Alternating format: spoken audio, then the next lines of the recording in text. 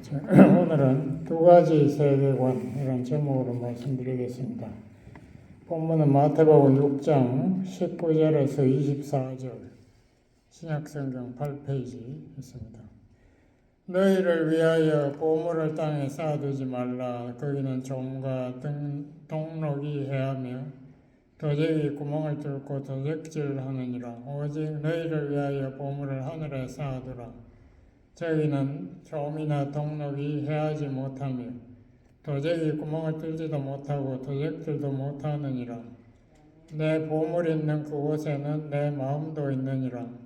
눈은 몸의 등불이니 그러므로 내 눈이 성하면 온몸이 밝을 것이요 눈이 나쁘면 온몸이 어두울 것이니 그러므로 내게 있는 빛이 어두우면 그 어두움이 얼마나 하겠느냐. 한 사람이 두 주인을 섬기지 못할 것이니 호기를 미워하며 저를 사랑하거나 호기를 중히 여기며 저를 경히 여김이라.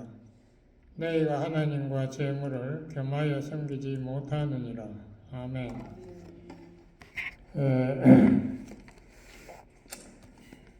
오늘부터는 우리가 구원의 두 번째 단계 성화에 대해서 제가 설교 말씀을 드리겠습니다. 먼저 칭의가 첫 번째 단계인데요. 칭의는 그리스도께서 나의 죄를 속죄하기 위해서 나의 죄를 지고 십자가에서 심판받으셨다. 그래서 대신 속죄 제물이 되셨기 때문에 그걸 대신 속죄한 사건으로 우리가 치고, 그 그리스도의 대속이 나의 죄를 대한 하나님의 심판, 율법의 심판을 예수님이 나의 죄를 지고 대신 받으셨다는 것을 믿으면 나의 모든 죄가 용서를 받는다라고 골로새서 2장 13절은 분명히 말하고 있습니다. 그러므로 칭의는 굉장히 간단해요. 칭의는 내가 아니고 내가 하나님 앞에 인정받을 수 없다. 그것이 빌립보서 3장 9절인데요.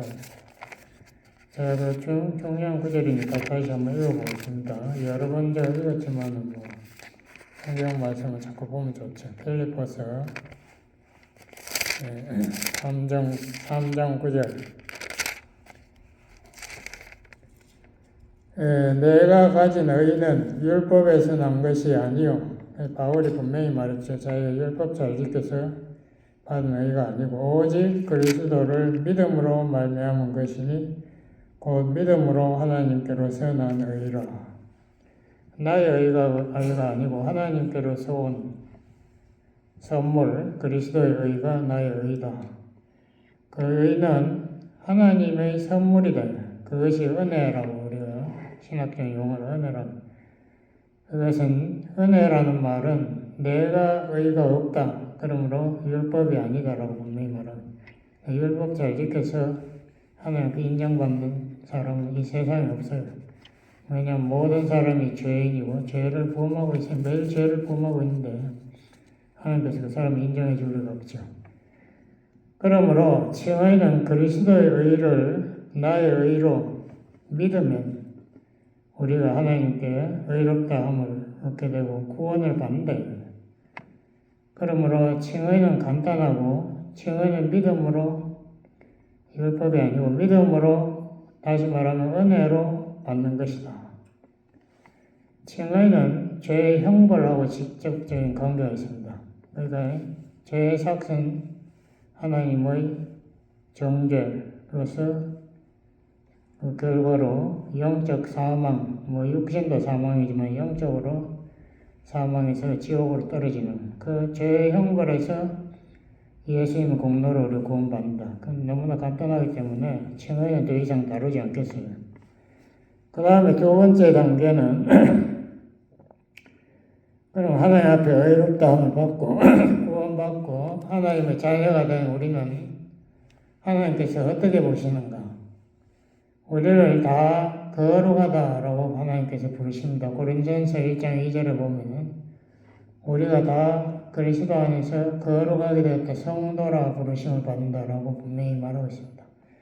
그러므로 우리 하나님께서 우리를 더 이상 죄인으로 보지 않고 그리스도 안에 있는 거룩한 성자, 거룩한 하나님의 자녀로 보고 있다 이랬어요. 그러므로 성화는 그리스도 안에서 이미 이루어졌다라고도 할 수 있죠. 그렇지만 우리가 매일 사는 삶에 있어서 우리가 이 죄의 권세를 그럼 우리가 완전히 극복했나? 그렇지 않아요. 매일 우리가 누구를 원망하고 싶고, 누구를 미워하고 싶고, 불평하고 싶고, 욕심내고 싶은 이 죄의 권세에서 우리가 완전히 해방되지 못하고 늘 우리가 죄의 권세와 투쟁하면서 살아야 된다. 이게 성화의 과정이에요. 그러므로 성화는 결단, 매 순간 내 결단에 내가 죄의 종으로 살 건가? 안 그러면 내가 그리스도의 종으로, 그리스도의 말씀에 순종하며 살 것이야. 이것을 매 순간 우리가 이 믿음으로 결단하고 성령의 도움을 의지해서 내 마음의 이 죄의 욕망과 투쟁하면서 산다. 갈라디아서 5장 17절에 분명히 적어놨죠. 우리가 항상 내 마음에 정말 두 가지의 요소가 있어 투쟁하고 있다. 하나는 예수 믿기 전에 그 죄의 욕망, 그것이 하나님이 놔둬서의 의도가 있으니까 하나님 그걸 빼버리면 우리가 뭐 아무런 갈등이 없겠지만 하나님께서 우리에 필요하니까 놔두셨어요. 그러므로 우리는 끊임없이 죄의 그 권세, 죄가 나의 주인이라고 주장하는 그것에 대한 영적 투쟁을 매 순간 해야 됩니다. 그 투쟁은 내가 내 마음의 욕망을 복종할 것인가 아니면 하나님의 말씀에 내가 순종할 것인가. 이것이 성화의 과정이고 그것이 예수님이 말한 십자가를 메고 예수님을 따라가는 길입니다. 십자가를 체험하는 길이에요. 그러면 그건 쉬운 것이 아니고 우리에게 전력을 투해서 믿음으로 달려가는 귀한 어려운 길입니다. 그래서 이사야 48장 10절에 보면은 하나님이 너희를 고난의 풀모에서 연단하신다라고 적혀 있습니다. 풀모라는 걸 제가 뭔지 사전을 찾아보니까 용광로에 바람 부는 그 기계예요. 그거에서 우리가 하나님이 연단하는 게 아니고 풀모의 바람으로 용광로의 불이 콱 뜨거워지면은 그 용광로에서 우리를 연단하신다. 히브리어나 영어에 보면 다 용광로라고 되어 있지 풀모라고. 한글 성경은 좀 죄송하지만 번역이 잘못됐습니다. 풀모가 아니고 바람에서 연단하는 게 아니고 우리를 용광로의 뜨거운 불에서 연단한다. 그렇게 해야 나의 죄의 욕망이 불타버린다. 불순물이 타버린다. 그러니까 죄라는 것이 얼마나 악착 같은가. 그걸 우리가 이 말씀을 통해서 우리가 추측할 수 있습니다. 베드로전서 1장 6, 7절에도 보면은 우리의 믿음이 금보다 귀하다. 금보다도 믿음이 훨씬 더 귀한. 왜냐하면 믿음은 영생을 주시고 금이라는 것은 우리가 우리에게 필요한 정말 믿음이나 사랑이나 이런 소망 아무 도움도 안 되는 그것보다는 믿음이 훨씬 중요한데 금도 실현해가지고 불순물을 제거하듯이 믿음도 하나님께서 실현으로 우리를 연단한다라고 베드로는 말하고 있습니다. 그 뜨거운 불로. 그러니까 성도에게는 안 믿을 때보다 문제가 훨씬 더 많아집니다. 시련이 오고 누구 사람과 자꾸 부딪히게 되고 어려움이 있고 마음에 갈등이 생기고 그런 것이에요. 시련이 나쁜 게 아니다 이거죠. 하나님이 사랑하는 자녀에게 징계의 매를 허락하신다라고 히브리 12장은 말하고 있지 않습니까? 그러니까 하나님께서 우리의 믿음을 더 발전시키기 위해서 우리에게 이 시련, 용광로와 같은 불을 허락하신다. 이게 성화의 아주 핵심적인 내용입니다. 인간의 불순물은 뭡니까? 마음속에 있는 첫 번째 교만. 내가 잘났다, 누가 나를 무시했다, 뭐 그 불타는 분노, 이게 우리 불순물의 넘버원이고요. 두 번째는 탐심. 성경 골로새 보면 탐심은 우상 숭배와 똑같다. 욕심을 내는 것, 하나님보다 세상 피조물을 더 탐욕하는 그 욕심 때문에 사람들이 믿음에서 탈락하는 경우가 많이 있죠. 탐심. 그 다음에 또 하나가 욕심하고 탐심 똑같은 거고, 거짓. 우리 인간들은 사람들을 속여서라도 인정받기를 원해요. 그 인간의 그 교만, 그 사람들한테 인정받고 거짓으로, 이 율법주의자들 보면 거짓으로 하나님도 속이려고 그래요. 내가 뭐 안식일도 잘 지키고 있습니다. 나는 누가복음 18장에 바리새인 기도하는 거 보세요. 나는 세리들하고 다르게 태어났음을 감사합니다. 그냥 뭐 저희는 하나님 앞에서 아주 완벽하다는 식으로 기도합니다. 이 인간들의 이런 것들이 불순물이고요. 그래서 하나님이 이제 어려움을 줘서 시련을 통해서 이스라엘을 지금 몇천 년 동안 정말 불구덩이에서 이스라엘이 나라도 잃어버리고 헤매지 않았습니까? 그 메시아도 자기 나라 왔는데 알아보지도 못하고 오히려 메시아를 못 박아 죽여버리고, 그 인간의 그 죄악이 얼마나 처절한가, 그것을 이스라엘 역사를 보면 참 잘 볼 수 있는데, 이스라엘만 그런 게 아니고 우리 자신도 마찬가지예요. 그 시련을 통해서 우리가 예수님의 부활에 믿음으로 동참해야 돼요. 누구를 미워하고 어쩌고 해서는 변명하지 말고, 그것이 바로 내가 정말 죄인이라서 그렇다는 것을 깨닫고 겸손, 그 앞에서, 하나님 앞에서 내가 정말 온유하지 못했구나. 누가 나에게 상처를 줬다고 해서 그걸 복수하려고 막 일을 가는 그 미움, 그것이 온유하고는 정반대인데, 그런 성품 가진 크리스천도 얼마든지 있어요. 나는 그런 사람이 아닌가. 그걸 되돌아봐야 돼요. 그리고 하나님은 거룩하신 분 아닙니까? 모든 죄, 더러운 죄, 그 인간의 마음에는 그 죄를 사랑하는 게 있어요. 그것을 이제 벗어나서 우리가 거룩을 옷 입고, 또 우리 하나님은 거짓을 싫어하고 미워합니다. 진실하게 살고, 그리고 무엇보다 사랑으로 다른 사람의 잘못을 덮어줄 수 있는 사랑. 뭐 이러한 것들이 우리가 성화의 목표, 예수님의 모습을 내 마음에 담아서 내가 변화되어야 되는 그 성화의 과정입니다. 근데 이렇게 되려면은 가장 중요한 것이 뭔가 하면요, 말씀을 들었다고 해서 그게 복이 아니에요. 뭐 듣는 사람이 복이 있다고 적어졌는데, 듣는 게 복이 아니다 이거죠. 그 야고보가 거기에 대해서 잘 이야기했어요. 제가 그럼 야고보서 1장 22절에서 25절까지 제가 읽어보겠습니다. 보면은 너희는 말씀을 행하는 자가 되고 듣기만 하여 자신을 속이는 자가 되지 말라. 듣기만 하는 사람은 굉장히 엄청난 책임이 따라온다는 것을 알아야 돼요. 들었으면 행해야 된다. 행하지 않으면 거짓말, 자기를 속이는 자.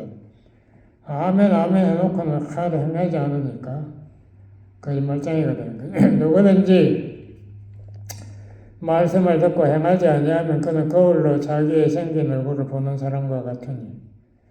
그러니까 옛날에 그 구리로 만든 거울에서 얼굴이 희미하게 잘 안 보이잖아요. 그래가지고 제 자신을 보기는 봤어도 그 모양이 어떠한 것을 곧 잊어버린다. 듣기만 하거나 보기나 한 사람은 그렇다. 곧 잊어버리거니와 자유하게 하는, 죄에서 자유하게 하는 온전한 율법. 이게 율법이 아니고 말씀이 토라라는 것은, 이스라엘 사람이 토라라고 할 때는 말씀이 꼭 율법이라고 이렇게 온전한 율법이 있어요. 그건 예수님의 율법, 그거 사랑의 율법밖에 없어요. 온전한 율법을 들여다본 게 아니고 온전한 말씀을 들여다보고 있는 자는 듣고 잊어버리는 자가 아니요 실행하는 자니. 그래서 듣는 것보다 실천이 수억 배 더 중요하다는 거 말이에요. 실천하는 자는 이 사람이 그 실행하는 일에 복을 받으리라. 복을 받으리라. 이 야고보가 너무나 중요한 것을 핵심적으로 지적한 말씀입니다. 적용이 수억 배 더 중요한데도 우리가 말씀을 그냥 듣고 아멘하고 목사님 은혜 받았어요 이러고 그냥 나가버린다고. 교회 문을 나가는 순간 설교 제목도 다 잊어버려요. 본문이 뭔지도 모르고 기억도 안 나. 다 잊어버려요. 다 그렇다는 게 아니라 대부분이 그런 사람들이 많다는 거예요. 우리가 그런 사람에서 우리가 변화되어야 되겠습니다. 우리가 정말 말씀 우선으로. 그런데 말씀 우선이라는 것은 첫 번째는 들으면은 깨닫는 귀가 있어야 돼요. 그 말씀이 무슨 뜻인지를 모르고 그 바리새인들 예수님 말씀하는 거 설교 들으니까 오히려 시험에 걸리잖아요. 뭐 예수가 뭐 율법을 안 지켰다, 십계명을 어겼다, 어쨌든 안식일을 안 지켰다. 오히려 공격하려고 덤비는. 그 말씀을 깨닫지도 못하고 자기에게 적용도 안 하니까 그런 문제가 생기는 겁니다. 그래서 우리가 말씀을 첫 번째는 깨닫는 거. 이거 중요한데요. 이 바리새인은 왜 말씀을 예수님의 그 하나님 아들의 말씀을 그렇게 깨닫지 못했는가? 영안이 딱 감췄잖아요. 마태복음 14장에 보면 봐도 안 보이고 들어도 안 들린다. 이사야에서도 그런 말이 있지만 이게 성령의 역사해가지고 우리의 영안을 떠야 이 말씀의 그 핵심 진리를 우리가 깨달을 수 있지. 바리새인들이 3년 동안 예수 따라다니며 들어도 하나도 그게 자기의 은혜가 안 되고 오히려 시험이 되는 게 왜 그렇습니까? 예수님이 잘못 가르쳐서 그런 거예요. 자기 자신이 영안이 담겨 있으니까 그 순서가 먼저 영안이 떠져야 되는데 중세기에 그 유명한 그 중세기에 진짜 크리스천들은 거의 다 이 뭐라 그래 수도생 우리말로 하면 수도생이었어요. 이 목회하는 목사가 아니고 신부가 아니고 신부들은 다 타락해가지고 전부 첩두고 살고 뭐 이런 것들이고 교황까지 다 첩을 두고 사생활을 놓고 이랬던 중세시대.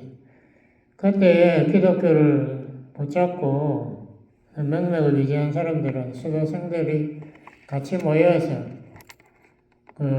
거기에서 말씀을 자기들이 공부만 하는 게 자기 삶에 실천하면서 그 사람들 중에 좀 유명한 신학자 중에 하나가 안셀름이 있어요. 안셀름이 그런 말을 했습니다. 우리 이성과 신앙의 그 관계를 설명하면서 영어로는 I believe to understand. 나는 이해를 못해도 나는 믿는다. 내가 먼저 믿어야 성령이 역사하고 내 영안이 뜨이고 내가 이해할 수 있다. 예? 순서가 이게 딱 맞는 말이죠. 근데 그걸 모르는 사람들은 이해가 안 돼요. 이렇게 생각해요. 성경 읽어도 무슨 소리인지 모르겠어요. 그거 잠만 와요. 뭐 어쩌고 해서 그건 다 저주받은 사람들이 이야기고 안셀름의 깊은 말을 우리 깨달아야 됩니다. 먼저 믿어야 돼요. 믿어야 성령이 역사하고 우리의 영혼과 우리의 귀가 열리면은 예수님의 말씀도 깨닫게 됩니다. 그래서 그 다음에 이제 믿음이 성장하는 거죠. 그러므로 이 기도가 우선되어야 됩니다. 성령이 역사하시도록 그 성령이 우리의 깨닫게 하는 조명이 있어야 돼요. 그리고 성경 말씀을 읽을 때도 우리가 해석을 아무렇게나 그냥 옛날에 뭐 설교 주소 들은 것 몇 가지 그걸 이용해가지고 자꾸 이걸 해석하려고 하지 말고 정말 그런 말을 하고 있나? 거기에 좀 질문을 던져야 됩니다. 뭐 덕대놓고 그냥 믿는다가 아니라 이 문맥이 정말 무엇을 말하고 있나? 그리고 관조도 좀 찾아보고 그리고 주석책을 여러분이 한 권 정도는 있어가지고 좀 찾아봐야 돼요. 성경은 이거 해석 되게 어렵습니다. 쉽지 않아요. 왜 바리새인들이 그렇게 성경 열심히 읽었는데 하나도 깨닫지 못했어요. 메시아가 앞에 와서 기적을 행하고 있는데도 이 영혼이 꽉 갇혀가지고 그 메시아를 죽였잖아요. 왜 그렇게 되냐? 사탄이 있으니까 눈을 볼 수 없게 꽉 막아버리니까 안 보이는 거죠. 그러므로 우리가 말씀을 정확하게, 제가 전에도 말씀드렸죠. 많이 읽었다도 물론 중요하죠. 읽어야 되니까. 그렇지만 그것만으로 안 되고 제대로 깨달아야 된다. 해석을 제대로 해야 은혜가 되는 거지. 그냥 뭐 미신 보듯이 그냥 많이 읽었다고 그게 나에게 은혜가 되는 게 아니다. 근데 제가 순서를 조금 착각을 했는데요. 구원의 세 번째 단계도 제가 설명을 조금 하는 걸 좀 잊어버립니다. 세 번째는 영화라는 것이 있습니다. 우리가 이 성화를 통해서 죄와 투쟁하다가 완전 승리했다고 주장하는 사람들이 있어요. 뭐 요한웨슬리 같은 사람, 자기는 죄 안 짓는다. 그게 죄라는 것이 얼마나 무서운지를 모르는 사람들이 그런 말 하는 거죠. 죄와 유혹할 때는 우리가 반드시 무너져요. 바울도 그랬잖아요. 로마 7장 25절 이후에 오호라는 공고한 자로다 이 사망의 몸에서 누가 나를 건져내랴. 정말 이 죄라는 것이 파워풀합니다. 그 인간이 다 무너져. 다윗도 무너지고 아브라함도 무너지고 다 노아도 무너지고 다 죄 짓는 거예요. 인간이 죄를 안 짓는 사람은 없습니다. 왜 그런가? 진짜 우리를 구원해 줄 분은 인간이 아니고 하나님이라 해요. 예수님이 인간의 몸을 입고 와야만 우리의 죄 문제가 해결된다는 거죠. 성령이 또 오셔야만 우리를 죄의 유혹에서 승리하게 이끌어 주신다는 거예요. 그러므로 우리가 믿음이라는 게 내를 믿는 게 아니고, 다시 말하지만 나를 믿지 마세요. 나를 믿는 게 아니고 예수님과 하나님의 보내신 성령, 그분들을 내가 믿고 동행하려고 의지하는 그게 믿음이에요. 나를 자꾸 쳐다보지 마세요. 내가 쳐다봐야 거기에는 죄의 욕망 그대로 살아있다고, 그게 막 나를 지배하려고 하면 전쟁터에 내 마음이. 누구나 다 그런데도 많은 죄송하지만 목사님들도 그렇고 마치 자기는 죄 안 짓는 사람인 것처럼 거룩거룩하게 살고, 그렇게 한다고 해서 정말 죄에 대해서 승리하는 삶을 사는가, 상당히 저는 그렇게 생각해요. 순종이라는 것이 얼마나 어려운가. 그런데 로마서 8장에는 마지막에 보면 다 나와요. 우리의 이 죄의 몸이 우리가 죽어서 우리가 헤어지고 우리가 예수님의 재림 때 예수님 앞에 설 때에 비로소 이 죄의 몸이 신령한 육신으로 바뀐다. 요한일서 3장 2절에도 그렇게 생각합니다. 우리 육신이 신령한 육신으로 바뀌어야 우리가 죄에서 떠나는 겁니다. 이게 영화예요.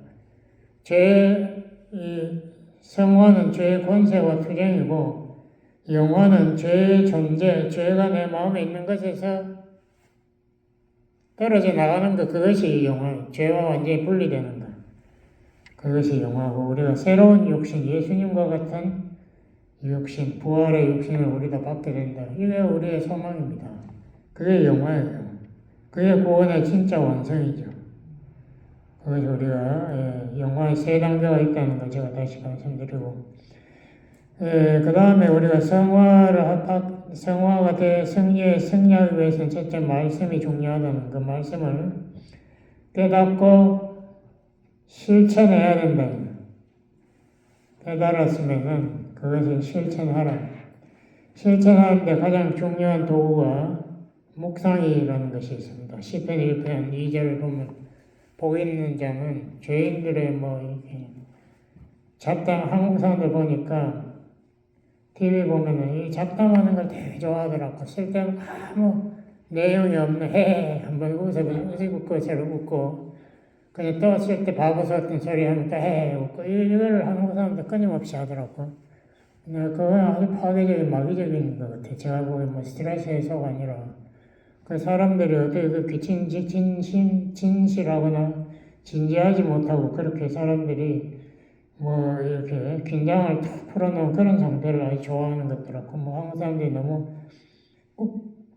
고생을 많이 해서 그런지 모르겠지만은, 하여튼 그게 성경적으로 바람직한 자세는 아닌 것 같아요. 우리가 바라는 것은 그런 자세가 아니라 항상 성경 말씀을 주야로 묵상하는 자가 복이 있다. 묵상이라는 게 어떻게 하는가? 제가 몇 번 말씀드렸죠. 묵상은 질문하는 것이다. 거기 보니까 하나님의 말씀을 즐거워하여 시편 1편 2절에 보면 하나님 말씀을 즐거워하여 그 말씀을 주야로 묵상한다. 저는 그 말씀이 너무 신비해요. 말씀을 어떻게 하면 즐거워할 수 있을까? 예? 세상적인 것은 즐거워하면서도 말씀 이렇게 공부하거나 묵상하고 나면 은혜 받으니까 즐거워지는데 처음부터 즐거워서 읽겠다, 공부하겠다, 묵상하겠다는 사람도 별로 많지 않아요. 어떻게 하면 이 말씀을 내가 더 즐거워할까? 이런 거 묵상해보세요. 하루 종일 묵상하면은 내가 고쳐야 될 게 많은 거지. 예? 세상의 사탄의 쾌락을 내가 너무 사랑하는가?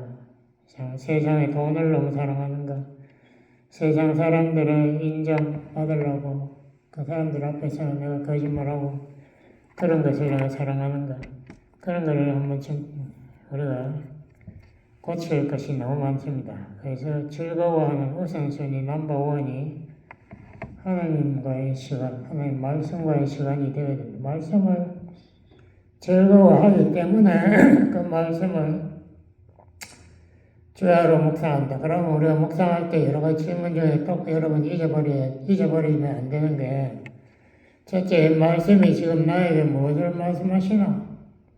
예? 내가 말씀을 즐거워하지 않는 것을 지적하고 계시나? 그럼 내가 어떻게 하면 이 말씀을 사랑하고 즐거워할 수 있을까? 이런 질문을 자꾸 하면요, 여러분 크게 은혜 받습니다. 여러분 삶이 변화돼요. 또 하나의 질문은 내가 그러면 지금 이 말씀을 대할 때에 내가 지금 해야 될 게 뭔가? 하나님은 나에게 뭐를 하라고 말씀하시나? 예? 내가 내 삶에 있어서 내 적용이 내가 안 된 게 뭔가? 내가 찬송을 안 불러서 말씀에 내가 즐거움이 없나? 내가 기도가 부족해서 즐거움이 뭐 이런 것들이 깨달아지잖아요.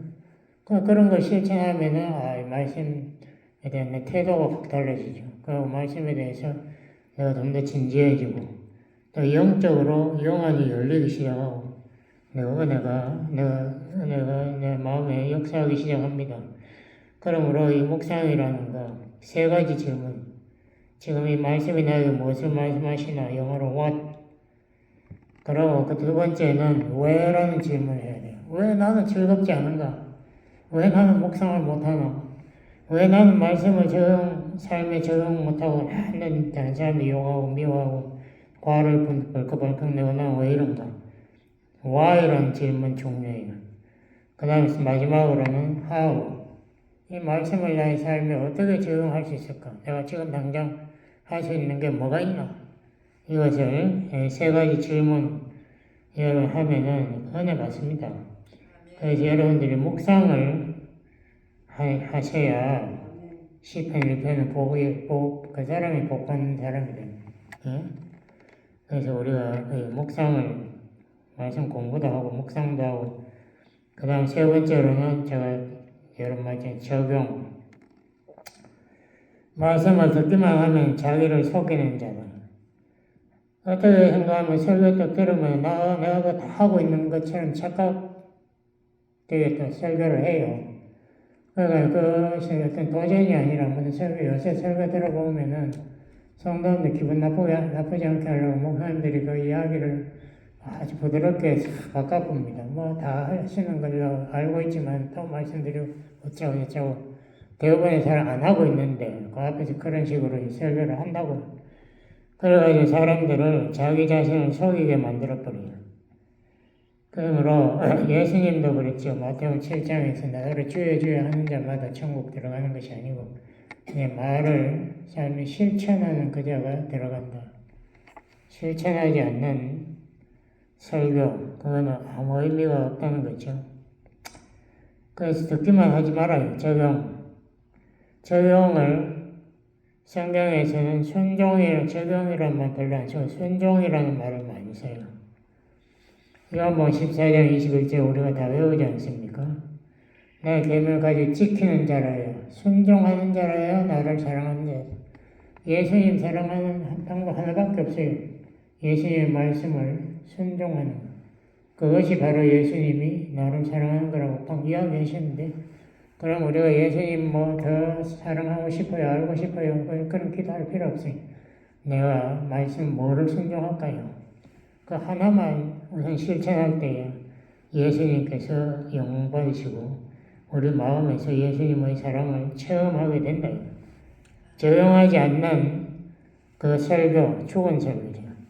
그런데 대부분의 목사님들 저도 그렇지만 이 적용에 대해서 이야기 안 하고 설교하는 게 너무 자기 자신도 안 하지만 성도들에게 적용하라고 이렇게 도전하지 않는 그런 설교가 너무 많다. 그러므로 성도들을 영원히 죄에서 잠들게 만드는 설교, 그거는 좀 하지 않아야 돼요. 설교는 우리가 그런 설교는 하면 안 되죠. 우리가 전부 다 순종에 도전하는 설교, 그것이 꼭 필요하다고 저는 생각합니다. 그래서 저도 좀 더 그렇게 하려고 노력하려고 그래요. 히브리 11장에 보세요. 히브리 11장의 믿음의 영웅들. 그 사람들이 무슨 대단한 믿음이 있었다고 저는 생각하지 않아요. 그 보니까 아브라함도 중간에 보니까 애굽으로 도망가고 첩을 두고 온갖 짓 다 하더라고.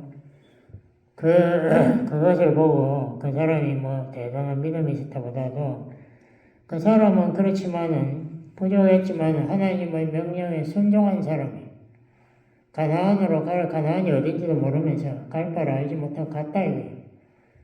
네 아들을 저 산에 번제 제사를 드리라 할 때 죽이려고 덤벼들었지 않습니까? 그 사람의 행동의 사람이 제가 보니까 의지의 사람, 실천, 하나님이 하라고 그러면 자기의 모든 생애가 깡그리 망가지더라도 한다 이거예요. 그러므로 하나님께서 그 사람을 믿음의 조상이라고 불렀다. 하나님의 친구로 불렀다. 실천하는 데 있어 그 사람들은 영웅들이에요. 이상한 사람들 나와요. 여리고성에 그 술집 장사했다는 그 라합. 우리 한글 성경은 이상하게 그 사람을 창녀로 안 부르고 귀생으로 또 불러놨더라고. 그 성경을 그 제멋대로 해석하면 되는 거 몰라. 하여튼 한글 성경에서는 참 볼만이 많아요. 하여튼 잘못 번역한 게 되게 많은데 그 중에 하나가 라합을 귀생이라고 불렀는데 영어 성경을 제가 봐서 뭐라고 하냐면 영어에는 prostitute 라합이라고 딱 적어놨더라고. prostitute 창녀. 라합이 창녀였지요. 그 대단한 근데 라합이 믿음의 영웅 히브리 11장에 나오거든요. 그 사람이 뭐를 그렇게 했나? 자기가 성적으로 완전히 타락한 자기 몸을 버린 여자가 그렇게 대단한가? 근데 그 사람이 소문을 들었다 이거. 소문을 들으니까 이스라엘의 하나님이 저 애굽의 군대도 홍해에다가 빠뜨려 몰살시키지 않았나? 애국을 10번이나 심판해서 애국 사람들을 완전히 초토화 만들었지 않나. 오는 중간에도 또 다른 시온이니 왕들을 몰살시키지 않은 아말렉도 다 죽이고 하나님께서 그 이스라엘 백성들 광야에 40년 동안 아무것도 없는 데서 모이고 마시고 살렸어요. 대단한 분이다. 그분이 지금 여리고성을 향해서 진격하는데 자기가 최소한도 그거는 깨달은 거예요. 내가 우리 여리고가 믿고 있는 이 신이라는 거 이거 엉터리다. 우리가 저런 대단한 하나님을 믿어야 되지 않겠나. 그래서 그 사람들의 스파이를 자기가 보호해주고 그 스파이를 살려줬다. 그 사람이 행동했다 이거예요. 자기는 그래도 살 길을 주워 들었으니까 이제는 그 길로 자기 선택했다. 그 여자가 지혜도 있지만은 믿음의 결단력이 있어요. 행동. 그렇기 때문에 믿음의 영웅이 된 거예요. 창녀라서 영웅이 된 게 아니라 자기의 조그마한 주새들은 그 소문을 기초로 해가지고 자기 생을 결단했잖아요. 하나님을 믿겠다. 이 행동이 얼마나 중요한 것을 우리가 볼 수 있습니다. 오늘 본문에 보면은 보물이 있는 곳에 네 마음이 있다. 그 마음은 눈하고도 비슷해요. 마음이 생각하는 것이 자기의 방향, 목표, 내 보험을 향해서 내 마음이 항상 가잖아요. 집에 돈을, 금을 감춰놨다면 늘 그거에 신경 쓸 거예요. 그거든.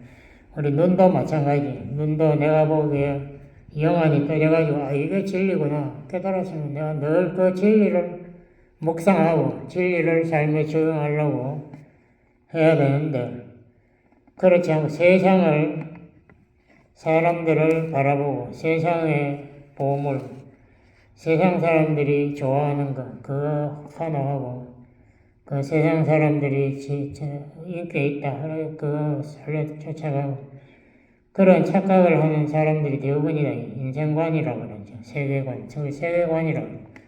내가 왜 사는가? 여러분 그 질문 한번 해보세요. 내가 왜 사는가? 거기에서 엉터리 교회 나간 사람들한테 물어보니까 모르더라고. 자기가 왜 사는지 모르겠대. 아니, 당신이 집을 나갈 때는 어디 간다는 목적도 없이 그냥 팽 나가는 사람 있어요. 목적을 가지고, 최소한 내비게이션을 가지고 뛰쳐나가지, 어디 그냥 뛰쳐나가. 우리가 살 인생에 있어 목적이 있어야 되는 겁니다. 목적. 그거 인생관이라고 그러고, 세상을 볼 때에는 세상에 대한 근본적인 어떤 세상에 존재하는 목적을 알아야 돼요. 그 세계관이라고. 하나님이 우주는 왜 만들어? 지구는 왜 만들었나? 지구에 있는 인생들은 왜 만들었나? 이것을 목적 모른다면은 그 사람은 틀림없이 죽을 때 지옥으로 떨어지는 겁니다. 자기가 어디로 간지도 모르고 살았는 사람이 제대로 살았겠어요. 그 쓰레기 같은 인생 하나님이 그 중요하게 여기겠습니까? 죄라도 급하려 부르겠어요. 그런 인간들은. 필요 없다, 이 하나님.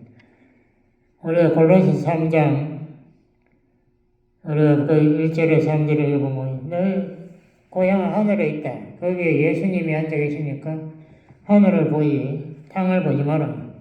땅의 세상이 타락한 인간들이 명예를 추구함으로써 야망의 포로가 된 그런 목사들 난 많이 봐요. 여기 사랑의 교회 오정현 목사님 그런 대표적인 것들 그냥 끊임없이 건물 짓겠다고 계속 헌금만 하라고 좌우성 치는 그런 목사들이 있더라고. 돈을 추구하는 사람들 다 돈의 노예가 되는 거죠. 그 사람들이 나중에 돈 때문에 착각하는 거지. 돈이 많으니까 자기가 뭔가 든든하다 이렇게 생각. 돈이 많기 때문에 그렇지만 돈이 지금 암에 걸렸을 때 자기를 살려주나? 아니잖아. 자기가 인생을 옆길로 가는 걸 돈이 바른 길로 잡아주나? 그런 건 아니죠. 쾌락을 추구하는 사람도 얼마나 많아요. 한국 사람들이 쾌락 좋아하는데 그렇게 함으로써 방탕의 노예가 되는 거죠. 이게 우리의 목표를 잘못 잡을 때에 눈이 어두워지면은 엉뚱한 방향으로 파멸의 길로 열심히 달려가는 거예요. 그 반면에 눈이 성하게 되려면은 우리가 믿음을 가지고 영안이 떠지게 되고 우리가 말씀을 읽으면은 하나님의 뜻을 발견한다 이거예요. 하나님의 뜻은 진리의 길이고 그걸 내 인생의 목표로 내가 살아갈 수 있다 이거예요. 세상을 바라보는 유혹을 막아준다 이거예요. 죄의 길에서 나를 막아주고 죄의 종이 아니고 예수님의 종으로 내가 순종의 삶을 살 수 있게 해준다. 그 중요한 게 눈이 떠져야 돼, 영안이 떠져야 그러므로 우리가 믿음으로 살고 성령 도움을 기도해야 된다. 이 성경을 읽을 때도 내가 읽은 게 이게 무슨 말인가 한번 스스로 물어보세요. 그냥 무턱무턱하고 막 읽지 말고 하나님께서 지금 말씀 통해서 나에게 무슨 말씀하시나? 왜 말씀하시나? 그럼 나는 왜 이대로 못하나? 이런 질문을 저희가 묵상하는 것과 연결을 하셔야 됩니다.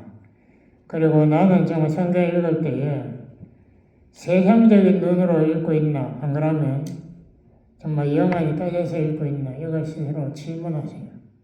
제가 다음 주에도 거기에 대해서 계속 예문을 제가 여러 개 들어가면서 설교를 하겠습니다.